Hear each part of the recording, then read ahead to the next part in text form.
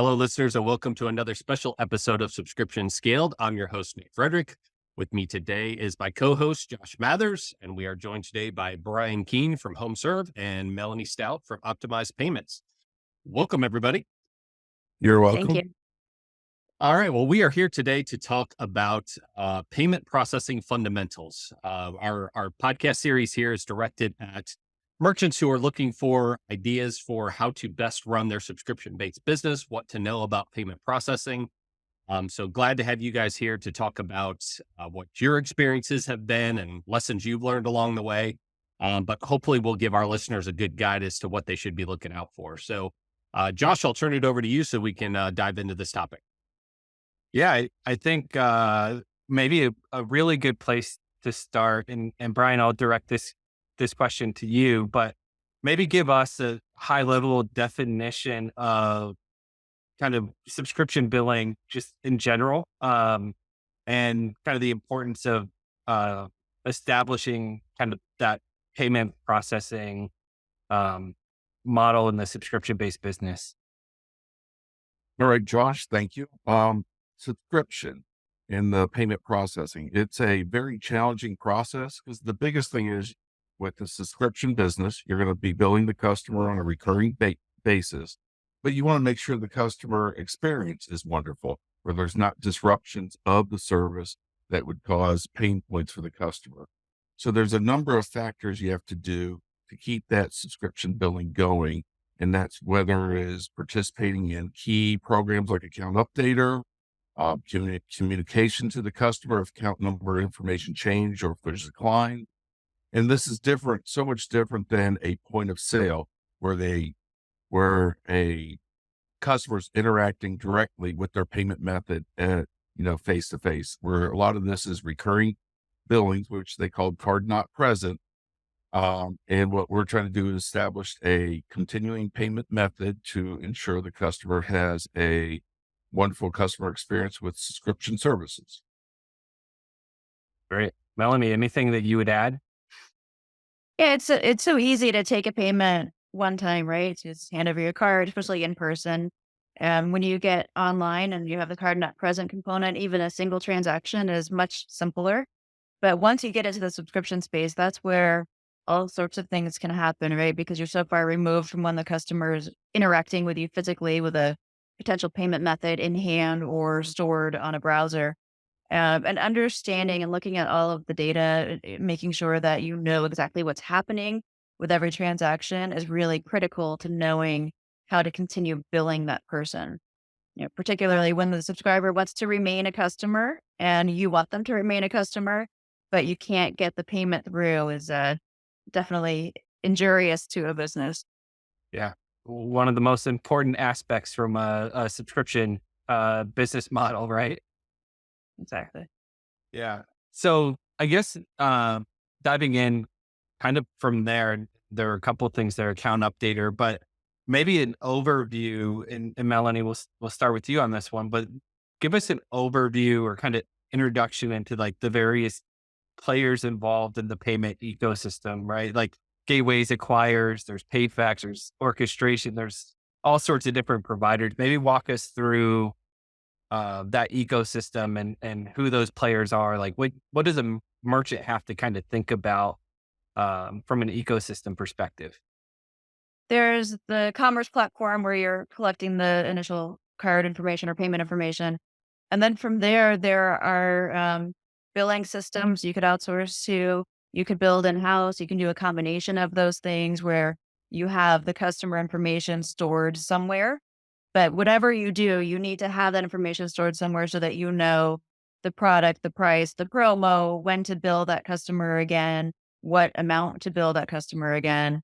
And then it goes through to a processor eventually. You'd have to have an acquirer. You may choose to have a gateway. You don't need to have a gateway. You could go directly to acquirers. And there are a lot of other vendors in the space. There's orchestration layers and tokenization platforms and fraud screening. So a lot of different vendors can be layered in depending on what your business size, the complexities of your business model, whether or not you are experiencing fraud or anything else. And then also whether you have the resources to manage these things yourself, or if you want to spin off most of the responsibility externally. Yeah, there's the whole kind of build versus buy decision, right? With all those players and how they all kind of would work together, right? And what that right kind of architecture that you're going to set up to manage it. Right. A little maybe different angle on that. What do you see as kind of the place to start? So I'm a new merchant. I want to start a subscription business.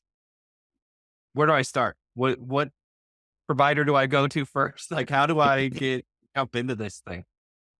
I think the first place you need to start is really build or buy, and how much you want to, as a company, do you want to own it from A to Z? Do you want to outsource, tokenization? Do you want to outsource just storage, subscription billing, or whatever? And I think that's the first decision you have to make is what type of footprint does the company want to choose? The other piece is, I think as part of that decision is within the space, there are so many new rules and regulations. If you look back 10 years ago, there were very few companies in subscription. Now everything under the sun's under subscription, whether you want air filters, whatever the case, dog food. A lot of companies are in it, which also means increased rules and regulations that exist now and pending in the future. Um, I think that's your first big piece.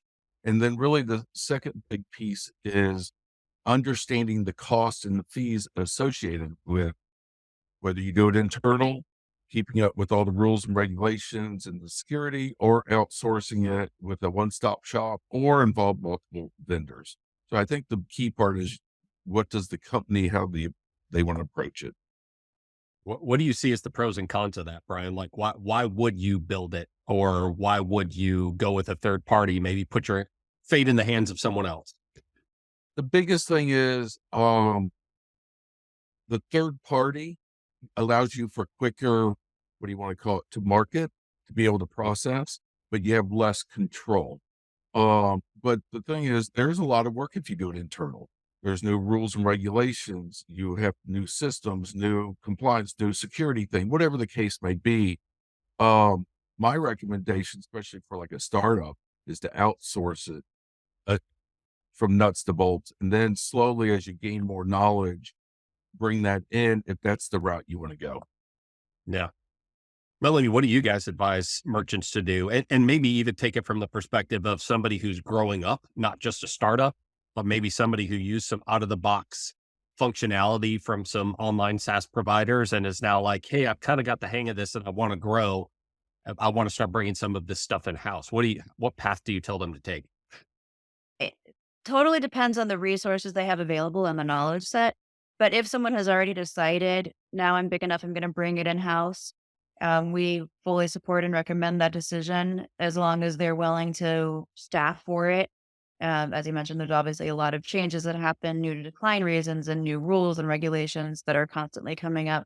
At least every April and October, there's going to be something you can be guaranteed to change. So making sure that you're on top of all of that, and having the control over your own recovery and being able to really determine your fate is the optimal scenario for most merchants, at least of scale. If you're going with some of the SaaS out of the box kind of billing platforms, they may say, these are the declines you can recycle, and these are the only ones you can recycle, and not allow you to do any customization of your own, where you might find that you could actually do very well and get a lot of revenue pickup if you're able to change that and have more flexibility on those. So the most control you can have when you get to a certain size, as long as you can staff, is optimal. Just take a step back for a second. You threw out decline recovery there for any listener who maybe doesn't know what that actually means. Can you explain that a little bit and why it's important? Yeah, sure. Sorry about that. If you process a payment on a card and it fails, you have opportunities to recover that sale without contacting the customer. So tools like Account Updater, even just trying it at a different time or a different day of the week, waiting until a payday, potentially, whatever the case may be, you have opportunities to resubmit that authorization. And there's a lot of opportunity for approvals that way. Brian, you maybe want to dive a little bit into like those declines, kind of what types they are and what actions you can take kind of based upon that. Yes, you'll get, with the declines, you'll get a number of different codes. They vary from company to payment processor, but generally the concept is the same. Where some codes, if it says card canceled, there's really no way for you to recover. If it's a soft decline, which means there's insufficient funds, you have opportunities to represent that transaction. And there's different rules and regulations by card brand. Visa has a set of rules, MasterCard has a set of rules, but it allows a merchant to reattempt that card. The other decline code you get is pickup card. You get there's a whole buffet of them or whatever. And that's where there is an advantage if you are starting out to outsource that word to have best practices, where some of these codes overlap and get confusing, where you look at one and it says do one thing or whatever. The biggest code you'll see coming into the space is do not honor. That is sort of the generic default that a issuing bank will send back if they don't know what to do with that transaction. And when I say what they don't know what to do, if you think about it, you're an issuing bank, you're handling thousands of transactions, millions of transactions a day, depending on the bank side. They're trying to make a decision in seconds. Is this fraud or real? And unfortunately, sometimes that transaction comes back with do not honor, which means the issuing bank did not accept it, but did not know how to respond. Well, I guess the real question I'm asking here is it worth it? And at what scale is it worth it to kind of get into the fine details of these decline codes and representing them? Because you're not going to recover them all, right? And what should a merchant expect if they go down this path of, extensive decline recovery? Are they going to pick up 5% of them, 50%? And what should they just expect that on a month, if I bill 1,000 customers, how many am I just going to lose for billing related reasons? That varies from the type of product and the price point, but in a generic fashion, you should, on general, receive a high initial success rate. So the first time you bill, say on average for a subscription business, should be in the mid 80s to upper 90s. And then from a recovery process, on average, expect about anywhere between a 4 to 7% return off that piece. And you will always have, especially on the credit card space, a number of that you will not be able to collect through the recycling process. The card can be canceled. I mean, a consumer changes credit cards very easily, or whatever the case may be. So that would be a generic average if you put in all industries. Yeah, and it also varies by your billing frequency, if you're annual or Yes. monthly, and even your promotional offers can determine your overall success rate down the road. So if you're doing incentivized media, if that's a source of your marketing, you're likelier to have gamers, any kind of free trial or low intro trial. You'll probably see a lot more prepaid cards, Cash App coming through that will have a very, very low approval rate when you go back again to try to hit them. But hard offers, and depends on the vertical too. Physical products, someone really wants it. If they're just trying to sample out a streaming service for a little bit. So all of that really does play into it quite a bit. Yeah, it makes sense. I think one of the other maybe distinctions here, right, is a lot of the recycling kind of retries we're talking about is credit card. How does that change with, say, ACH or digital wallets, or does it change? What do you guys see as different strategies with different payment methods? Brian, you want to go first? Yes. With ACH, it's governed by Nacho, which is the thing. And there's different rules on the rebills on that, where the current rule is you can only reattempt 2 times. One thing to think about that with ACH, there's also a customer can experience overcharge fees. If the second time you reattempt them, there's overdraft fees, you could be impacted. The philosophy we take at HomeServe is we will reattempt 1 time on a following Friday, since it's with a checking account. And then at that time, we cease processing and send them a letter asking them to contact us to provide updated information.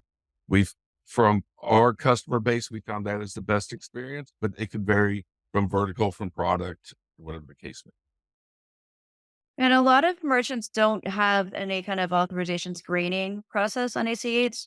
So you don't know if it was approved or not. You just, you get the money and then it'll be returned. It could be days or more weeks later. And then you have to pay for the ACH return. So um, trying to get that sort of screening process in place, making sure your acquirer can do that if you're accepting ACH is a very good idea to get that knowledge as soon as you can, just to listen up. It's an existing account if it is, valid. It doesn't mean that That's they have prob- fun, but it tells you it's real. yeah, I mean, that's probably an important point right there is that different payment methods are going to behave very differently. ACH versus wallets being a layer over top of either ACH or credit card. But even within credit card, what we label as credit card can be credit, debit, prepaid, reloadable, non-reloadable, HSA, all kinds of different subsets that are Mhm. all going to behave differently because they have a different purpose. So when you're looking at this, do you think it's kind of critical to understand your payment mix and how your customers are choosing to? Absolutely. Absolutely. Looking at the funding source, knowing whether it's prepaid, reloadable, So, non-reloadable. Melanie, you brought up, support from your acquirer for things like ACH and credit cards. What is I think maybe for the audience here, what is the, um, I guess, approach that someone should take? Should they look to go to the same acquirer or processor for both credit cards and ACH, or use different ones, or how do they make a determination on what to do there? Most merchants will use the same one for both and not distinguish different processors for different payment methods. That's different, obviously, for PayPal because you probably would end up going directly to PayPal to get PayPal. But as far as other payment methods, if you're a merchant that's large enough to have a multi-processor strategy, then you may direct payments different types, different places, and see what performs better, or go with what's cheaper. But otherwise, for the most part, from a reconciliation standpoint, it's often easier. And it depends, again, it depends on your size, right? If you're Netflix and you're processing billions of transactions, you'll have multiple processors. If you're starting up and you have 2,000 subscribers, it just wouldn't make sense. Yeah. Do you have any kind of rule of thumb threshold for, hey, just stick with one acquirer if you're up to, I don't know, $10 million a month, or some number where it's like now the economies of scale says it's actually worth looking at kind of lowest cost routing of transactions? Not a rule of thumb because everyone is so different in their contract and even their price point. Processing $1,000 is very different than processing 375. So looking at all of those variables, looking at the contracts, it often doesn't hurt to go out there and see what other pricing is available to know if you could be doing better somewhere else. Least cost routing, you need to have a fair amount of debit cards, and usually it's quite profitable, or a good impact to your bottom line to do preferred routing. If you have enough debit cards in your mix, you could save quite a bit there. But again, not all processors will enable you to do that. So it might be something you have to build, and then you have to weigh, is the savings worth the build and the management and everything else. Right. What do you guys look at or consider when you're even thinking about what payment methods to offer, to even put in front of a customer and say, you have the option to pay this way? what we take into consideration, there's a number of variables. One is the stickiness of the payment method. For example, ACH recurring has much more stickiness compared to like a prepaid card for obvious reasons. But think about it. How often does a consumer change a checking account? It's not easy. It's a slow process. A credit card, you can change fairly easy. What we generally do is offer allowing the customer to choose, because we found our customer base being very diverse, where we will allow them to do ACH, check payment, credit card. What we have seen in the last 4 years is a continual growth of credit and debit cards is the preferred method. And I think a big driver of that is, if you think 15 years ago, it's very rare to use a credit or debit card for a micro chart. Now you can go to the vending machine in the cafeteria and swipe it and buy a Coke or whatever. So I think the consumers are getting much more used to using a credit, debit card for anything. And we're seeing that with our customer base with the continued growth of that use. Melanie, do you think, is that consistent with what you've seen kind of across different merchants, or what strategies have you kind of recommended or seen merchants implement? Test, test, test. Just like any marketing effort, right? You want to see your conversion increasing. There's often a balancing act with too many payment methods becoming overwhelming and actually detracting from conversion.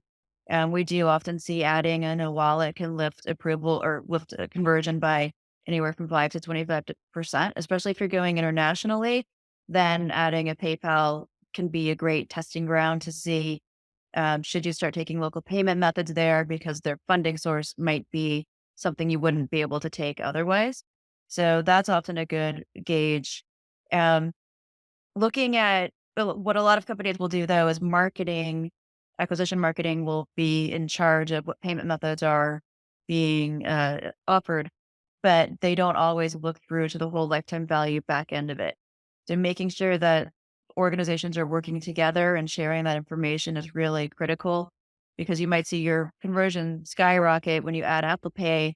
But if you're billing every year and then the iPhone 15 comes out and you don't have the capability of getting a new token for the new device, if you're using a device pan, then you'll lose all of those subscribers, right? So just understanding the full life cycle of that subscriber is very important when you're making these types of decisions.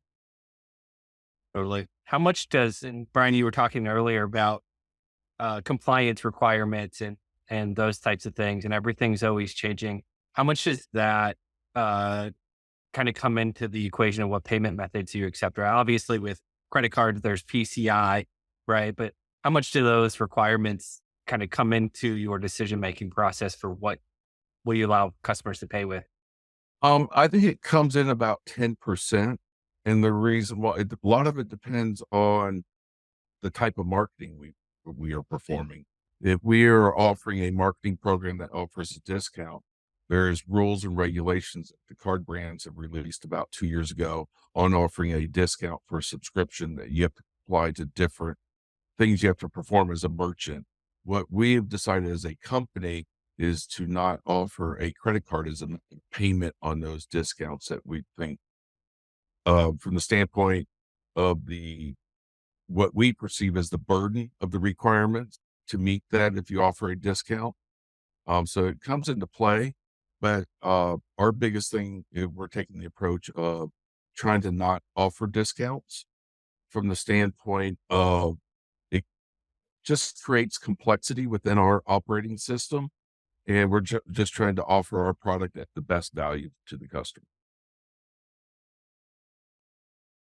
Let's turn to everybody's favorite topic in payment, which is fees, cost of acceptance.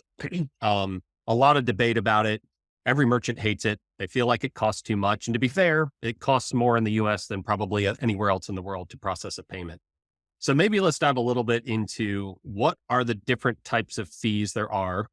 Which ones can you as a merchant actually negotiate versus the ones that you're just going to have to suck up and pay?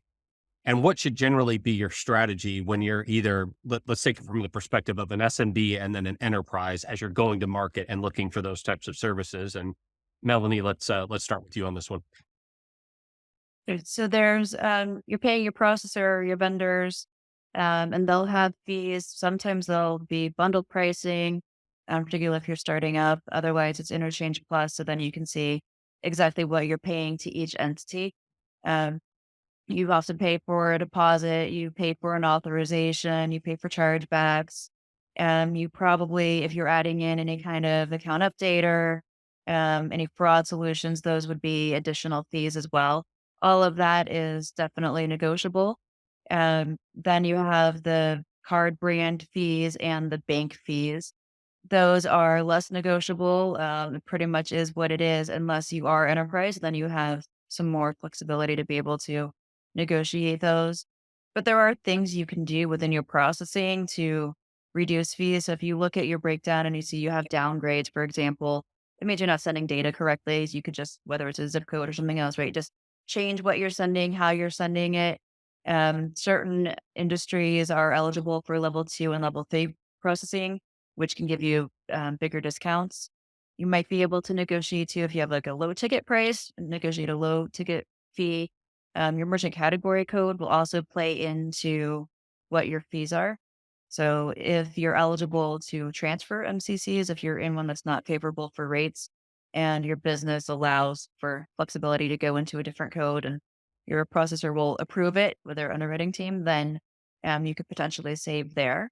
But there are, a lot of little things you can do here and there. The really most important part is understanding what you're paying. So we would definitely advise against getting into a contract with bundled rates, unless you're very small starting out. Yeah, just to dive into that a little bit, can you kind of at a high level explain the difference between blended versus interchange plus, and maybe start with what is interchange? Because I think everybody hears about it. It's the most expensive part of processing a Visa MasterCard transaction. So maybe define it and talk just at a high level about the differences. Yeah. So the a bundled rate, we can say, for example, if you go to Stripe's website, they have it posted on there. Their kind of default for new businesses would be, I think 2.5% plus 30 cents per transaction. So that's what you're going to pay. Every settlement will be 2.5% of your fee of your price point, and then the 30 cents per every authorization you send. So that's all in. You don't necessarily pay extra for other things. So you just kind of know what you're paying.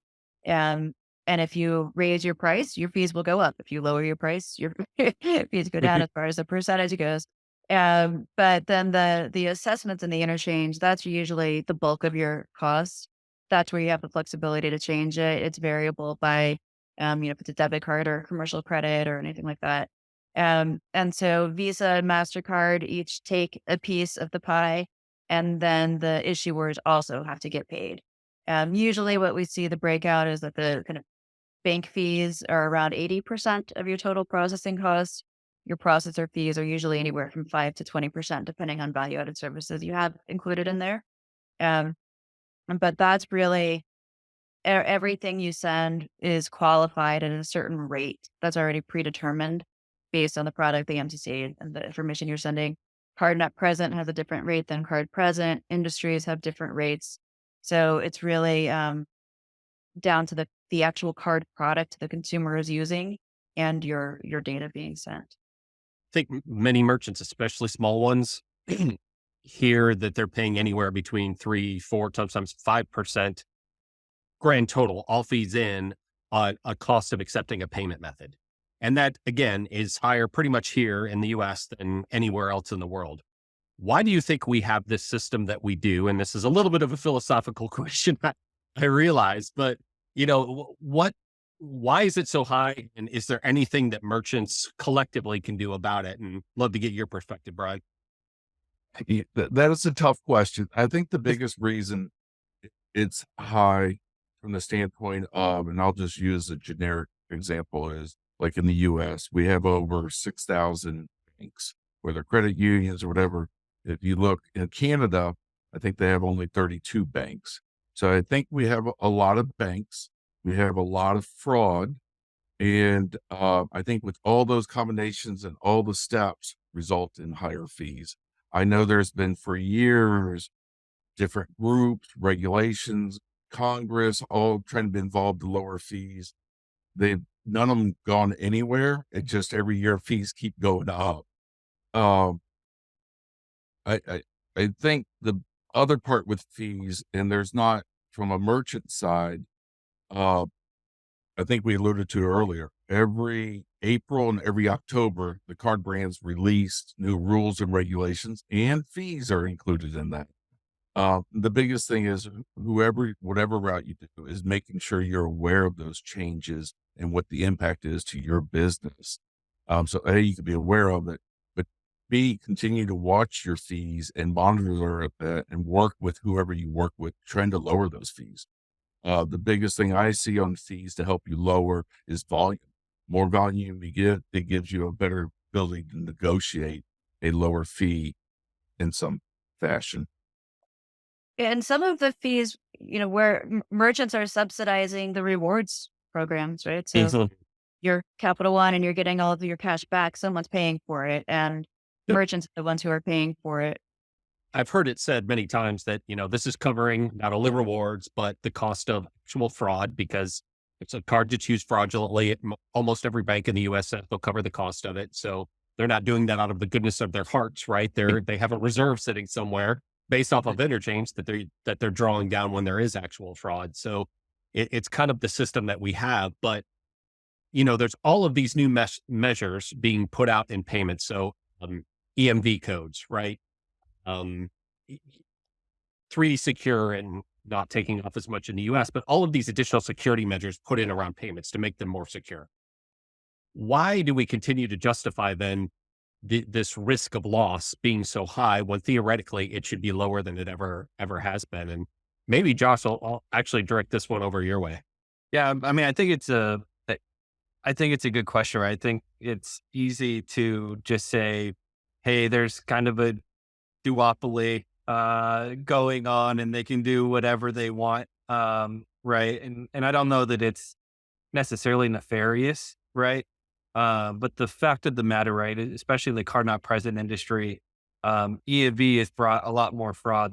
There's a lot of things that are happening out there. I think that um, still make this a challenge for us in the US, right? In adopting some of these new uh 3DS and things like that taking off, right? They kind of hold the US back because we're just a little bit delayed from a payments perspective um in some of these areas. So I think it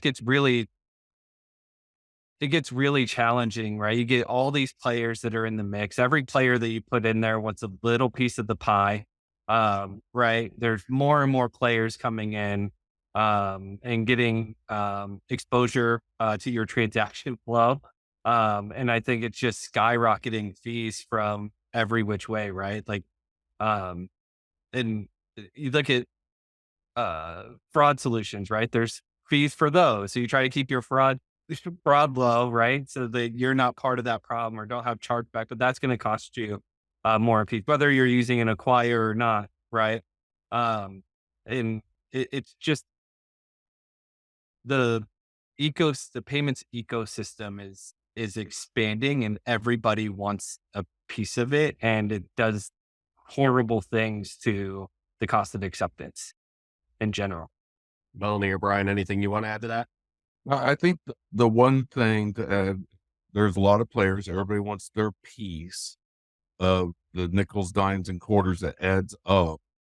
I think one thing Josh said that was chargebacks, which is very expensive for a merchant, and that's one thing.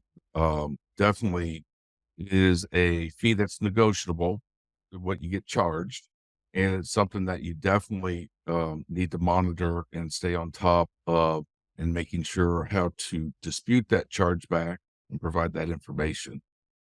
And Melanie, that Hey, no matter what we do with security, the fraudsters still want to make a living and they're getting more and more creative and clever. And so a lot of, yes, we're delayed on some of the things that Europe has already been doing, but it's often like whack-a-mole. The fraud vendors in the space are actually effective at reducing, but there will always be criminals and that's how they make their living. We definitely saw an increase in fraud activity during COVID when people were stuck at home and had nothing else to do and no employment. And it kind of changed the face. And now with AI, people are easily using ChatGPT and some other tools to defraud merchants. So I think it's going to continue getting worse. More bad actors out there. And so making sure that you're on top of that will always help. But as far as the ecosystem goes and how that might impact pricing, I think the biggest opportunity for the card brands to stop charging higher fees or to slow down some of their price increases is with different types of payment methods. Like right now, the wallets are all card backed anyway. ACH is still a bank, so it's the same banks that issue cards anyway. So they're going to be in the mix no matter what. But RTP could help a bit as it's kind of a shiny new toy right now, but we'll see if that works in reducing some of the fees or at least um, giving more competition. but also routing transactions when it's a debit onto the pinless rails can reduce your fees substantially. Let's maybe turn over to, we touched on it very little, but we could probably dive into it a lot, is tokenization. Kind of a buzzword right now. A lot of merchants talking about it. I guess let's define what it is. Like, what does it mean to tokenize a payment?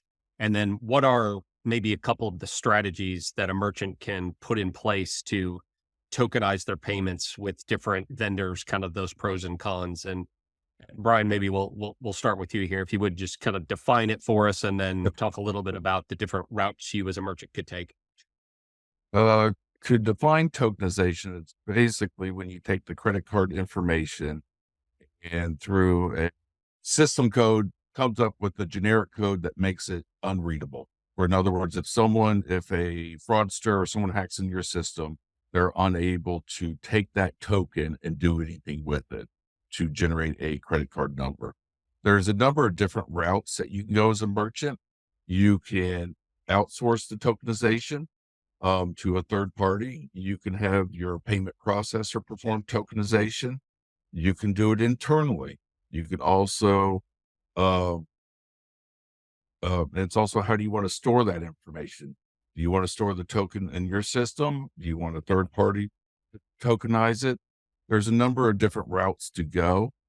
Every company has its own preference. I know at HomeServe, what we've done is utilize a third party vendor to tokenize. We store the token, and then when we send the payment off, we send it off to them, who then sends it off to our merchant. Our biggest reason for that approach is we didn't want to be tied to a merchant processor. We wanted the ability to have multiple merchant processors due to our volume, and also to provide what do you want to call it? A backup in case there's any disaster or system shutdown. So that by not using an acquirer's tokenization solution, which is pretty common, especially for Yes. SMBs, go with the acquirer solution. And usually given the volume, that's probably the right way to go. So it's not overly complicated. But by using an independent third party, such as a gateway, you're effectively giving yourself the flexibility to still route a transaction wherever you want it to go without being kind of tied to one specific acquirer. That was your goal? That was our goal. That is correct. And we Gotcha. didn't want to do it internally because we didn't want that full level PCI burden on HomeServe. Yeah, you did just kind of answer my follow-up question, but why wouldn't you just want to store it internally yourself and not even use a third party at all? Was PCI the primary driver there to reduce That was scope? the primary driver. Yes. Yeah. Melanie, working with a lot of different merchants, what do you see them doing? Do you see them pretty much outsourcing? Are they using acquirers, gateways, or other third-party solutions for tokenization? Yeah, almost everyone is outsourcing tokenization, and it depends if they have a billing system that's a third party. Usually that would be the tokenizer, which kind of then acts as a gateway and acts as your orchestration layer. Mhm. Or a few are using organizations like HomeServe is just specifically to tokenize, and that's it. And then others are using the processor. So um, more and more are shifting over to network tokens now. And so they're, looking at different areas to get those in. But for the most part, either the billing system or the acquirer typically is the tokenizer. Gotcha. Maybe since we're probably hearing a lot about this and we'll hear more, maybe let's drill into network tokenization just a little bit. Maybe describe what is and what are the alleged advantages of going with network tokens over traditional third-party tokens?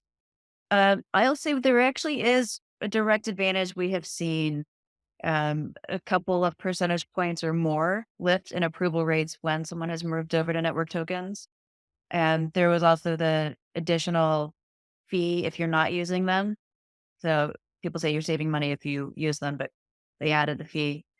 After. So Addition they by were subtraction. a stick and not a carrot in this scenario. Yeah, but we have seen a substantial lift in approval rates for our merchants when they move over. Um, and the ultimate goal, eventually, what will happen, we predict, is that account updater will become moot, and all updates, all card lifecycle updates on the card will be stored within the network token. So it's essentially the issuer is creating this token. So they understand the card. They now know that you're in a relationship as a merchant with that card holder. And so they're less likely to consider it suspicious, suspected fraud, do not honor, right? Those kinds of declines will dissipate as you're starting to use network tokens more. Do you see that? Do you get any sense that a customer cares about tokenization, or is this just a merchant concern? I don't think customers know. I think some customers are an older demographic might still be afraid to interact online, to purchase online. But for the most part, I don't think it's something as a consumer you're thinking about as you're paying. Yeah, I tend to agree, right? But it's interesting because there are breaches and there's all this stuff about things getting lost, right? That it doesn't really, in my view, it hasn't really seemed to be an important topic amongst consumers, right? But it is protecting data as well, right? So it's an important consideration to have in your strategy. Funny you say that, Josh, because we all remember the Home Depots and Targets and all of those that had these major data breaches where card information was exposed. And then everybody got enrolled into these credit monitoring services. And those made headlines, right? When those were happening, probably anywhere between 10 and 15 years ago. But you just don't hear about them much anymore. You think that's because we are actually getting more secure, or consumers just don't care about it as much as they used to? There was just one this week Yeah. and no one talks about it. Yeah. Yeah, I think they're just not making news anymore. Yeah. I mean, I think there's a little bit of both. I certainly think that companies are probably more invested in securing this type of data than they were, a decade ago. But at the same time, and I'll maybe speak from personal experience.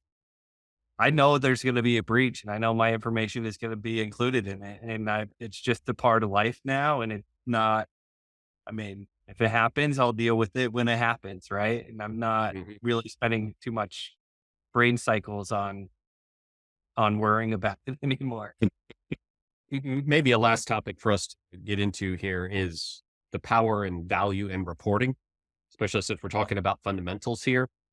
Brian, what are some of let's just start with your higher level metrics that you guys are tracking from a recurring billing and payments perspective. Like, what are the main things you're looking at month over month? And then maybe we can start talking about the different ways you might slice and dice. But let's start there.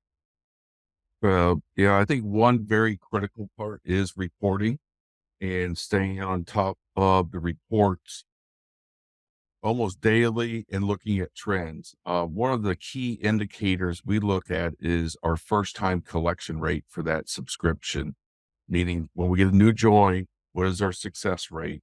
And we have a baseline, we know where we're at. Then the other part is when that customer goes on a recurring piece, say it's monthly. Every month I monitor on a daily basis our first time collection rate on that first attempt for that scheduled billing. And I have a baseline where I know we're at. If I see a decline, we start investigating immediately to see what is causing that decline. And then another key thing we look at is our rebill success.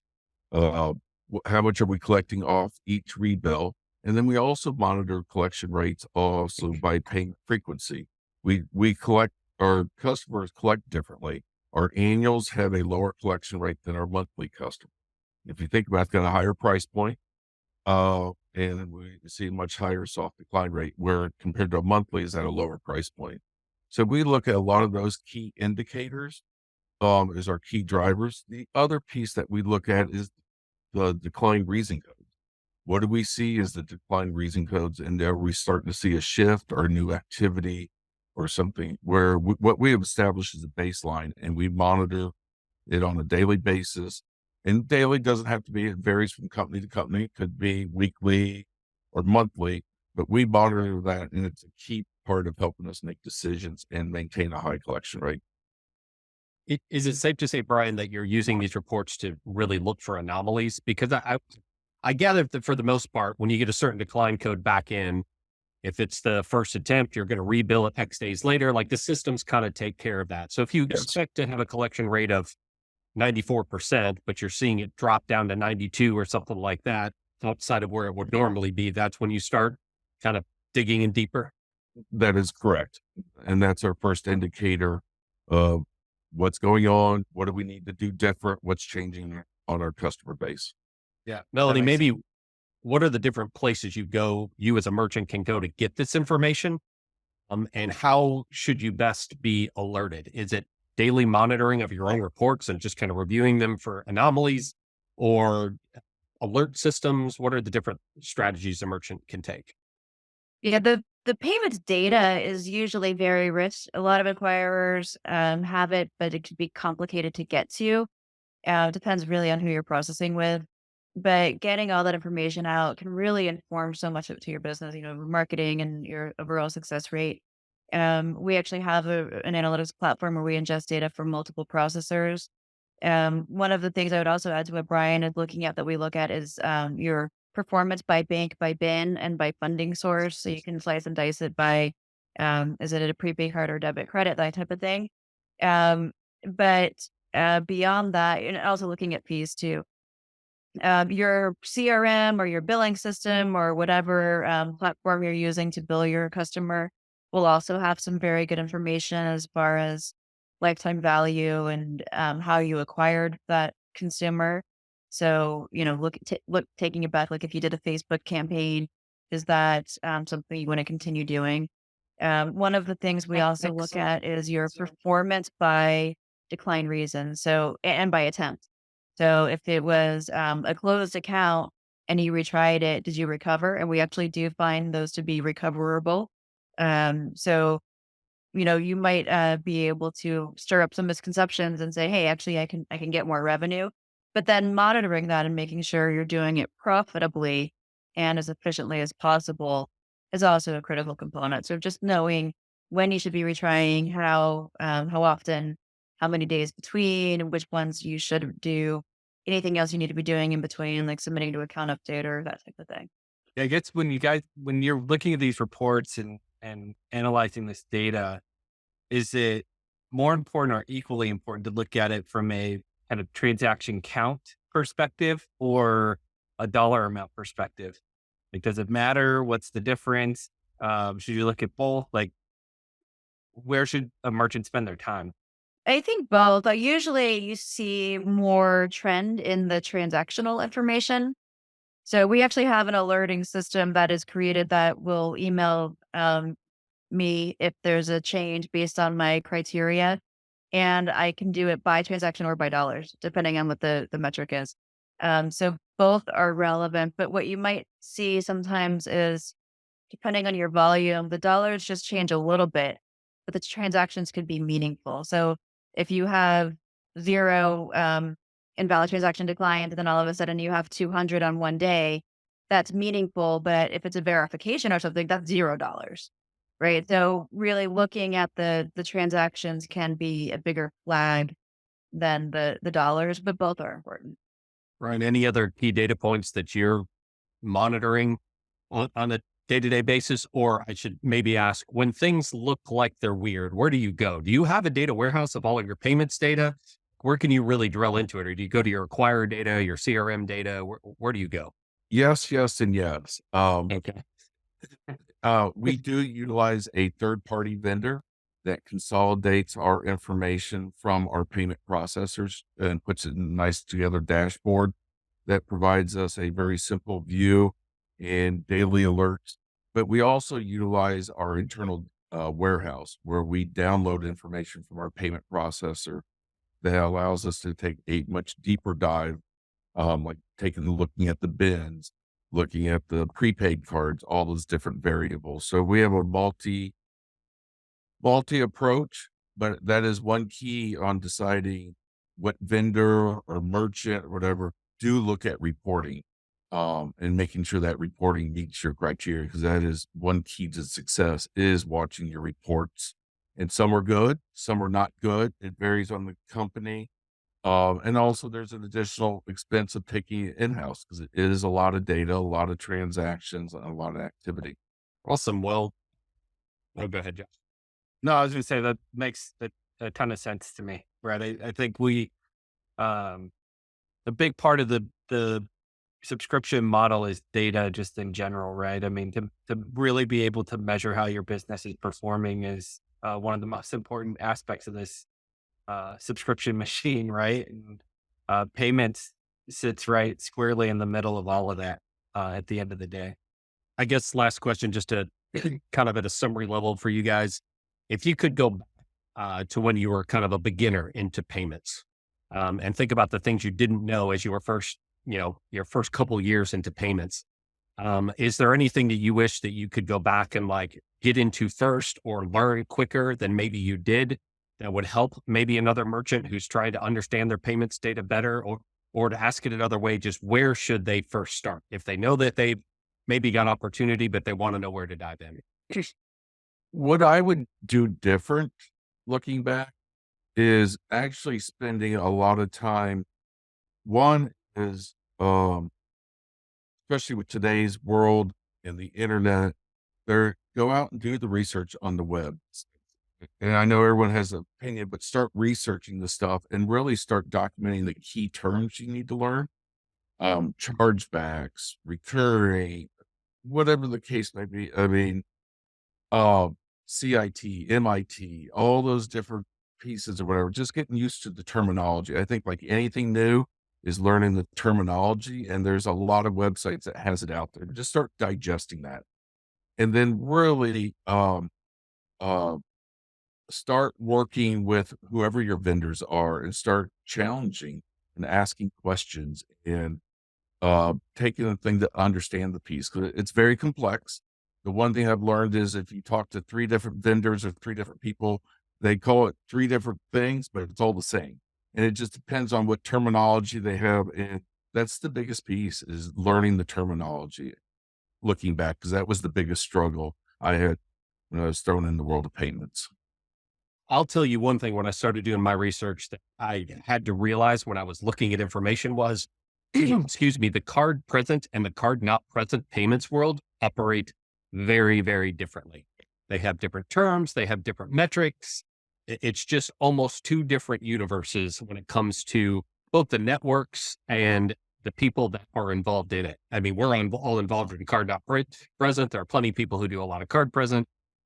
But it's very different. So understanding that those are different things and you'll hear different terminology in each world is very helpful as well. But Melanie, what about you?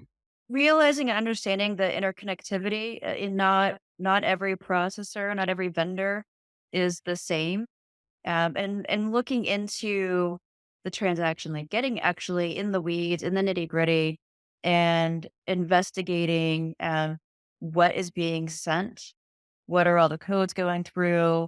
Is it resulting in success or failure of your payment?